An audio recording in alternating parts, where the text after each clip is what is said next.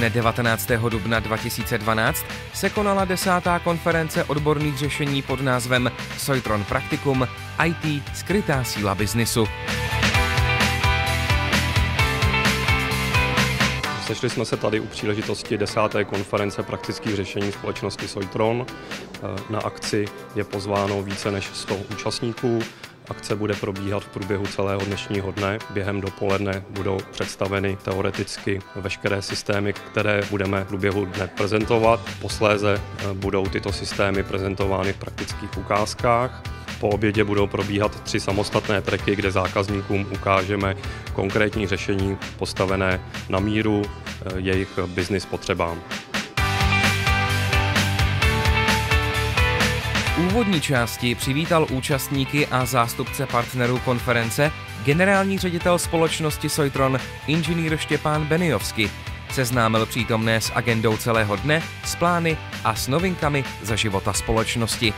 Zástupci partnerských společností Avaya, Cisco, Landesk, Nuance a SailPoint vyzdvihli v krátkém vystoupení spolupráci se společností Soitron a význam konference Praktikum. Coffee break mezi úvodní částí a následným odborným programem využili všichni zúčastnění jak k občerstvení, které bývá již tradičně na velmi vysoké úrovni, tak k výměně odborných názorů a debatám s IT specialisty. Hlavní dopolední program byl rozdělen do 2 částí. V první prezentační byli účastníci seznámeni s klíčovými technologiemi a službami poskytovanými společností Soitron.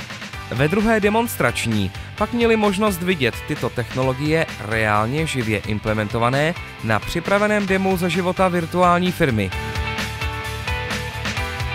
Jak teoretická, tak praktická část se setkaly s velkým zájmem a byly vysoce hodnocené. Odpolední část, takzvaný deep dive, skutečně představovala hlubší ponoření se do technologií použitých při demonstraci.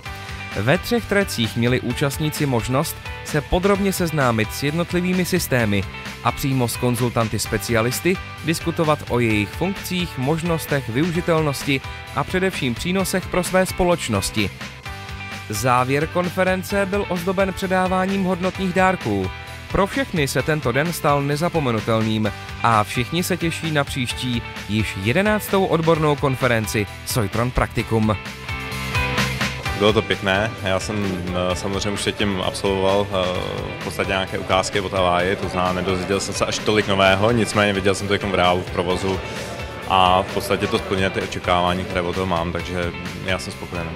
Bylo to vždy velmi přínosné a rozhodně podnětné pro další spolupráci s společností Soitron a těším se na další praktika. Well, thank you very much for inviting me to this year's Practicum, Jan. It was an excellent event, as usual.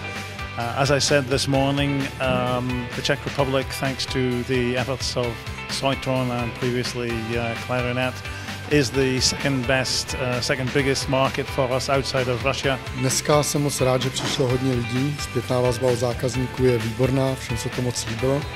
Důležité je, že vydrželi celý den, že vydrželi to demo, které bylo poměrně náročný a teď potom byly rozděleny do těch 3 tracků, které se věnují jednotlivým technologiím, jak Identity IQ, tak Desktop Managementu, případně technologiím Avaya.